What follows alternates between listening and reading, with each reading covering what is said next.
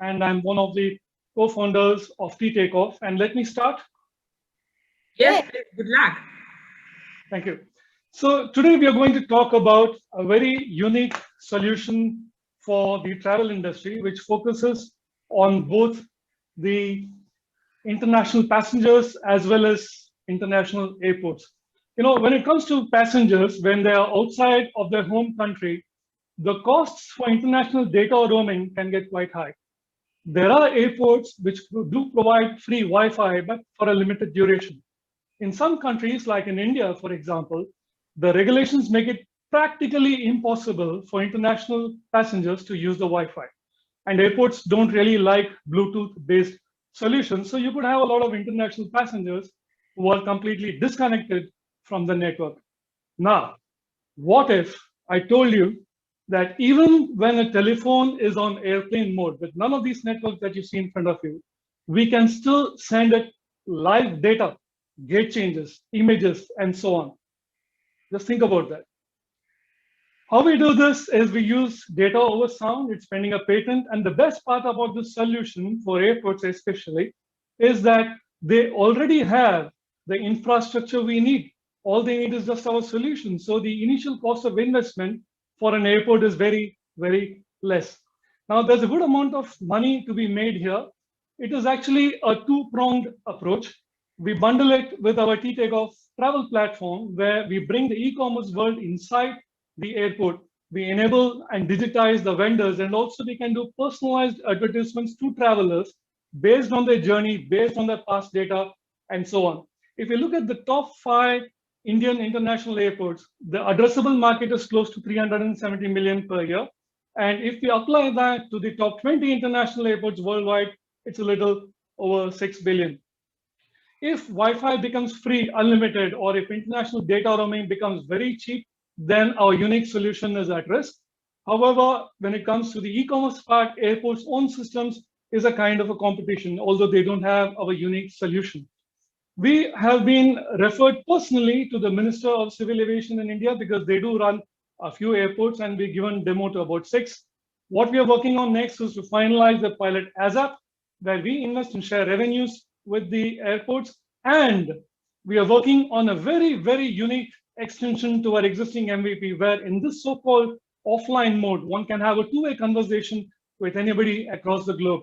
We are looking for partnerships where we can launch the first pilot and expand internationally. And let me quickly introduce the team to you. Over 140 years of cumulative experiences spanning 5 countries, and with reputed companies like Emirates, Amadeus, the Airports Authority of India, and so on. And we have had experience in UK, US, France, Dubai, and in India. Thank you for your attention. Thank you. Thanks for Great pitch. Some feedback. Thank you for the presentation. You've mentioned there is a market size of 300 million for the Indian airports, and more than, if I'm not mistaken, like 3 billion. But what market it is that you're mentioning? When you said the market size, I'm not sure what market size are we talking about.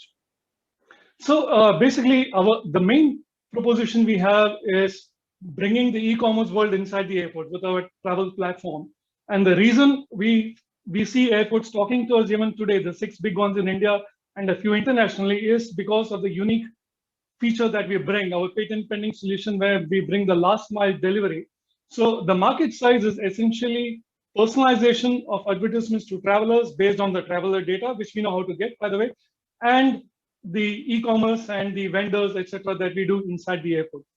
And touchless, etc. I see. So basically, you've summed up the offline e-commerce happening in the airports, obviously before COVID, and some other, advertising activities. But I'm not sure if that's correct to thinking this as a market size simply because it's an offline activities, and or online activities, e-commerce online activities won't be fully overlapping this exact market size. I think the exact market size for your services might be like 10%, 10 times less.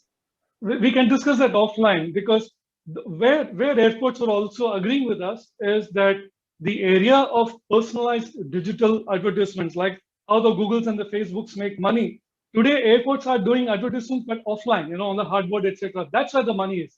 And if we take that out, then I would agree with you that yes, the e-commerce aspect alone, the revenues are not very high. But with this personalized advertisement coming in, based on the traveler's journey, the market potential can be quite high. I'd be happy to discuss some of these assumptions offline with you. They are assumptions, I understand. But thank you for the question. Okay, thank you. Sumash, any other questions? Yes, Lena, can I? Yeah. Yeah. Please. Hi, Venki. This is Gaurav. Venki, I have a question.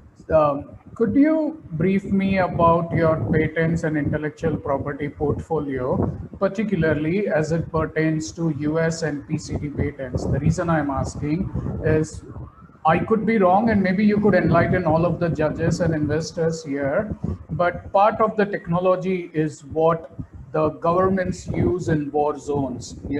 There is quite a bit of this, and I've worked with a very, very high-end security company somewhere in Western nation. What is your intellectual property portfolio, and how are you going to expand internationally, knowing that there could be quite a bit of resistance from governments and military people? Great question. Very quickly, two short answers. One is the PCT and then the per country route. Now, the patent we've applied for is data over sound only for the travel industry, which involves the public at large. That's it. We are not going outside the travel industry because this is already being used in certain other markets outside the travel industry again. And we are pretty confident that if with this narrow focus, we stand very good chances of getting the patent.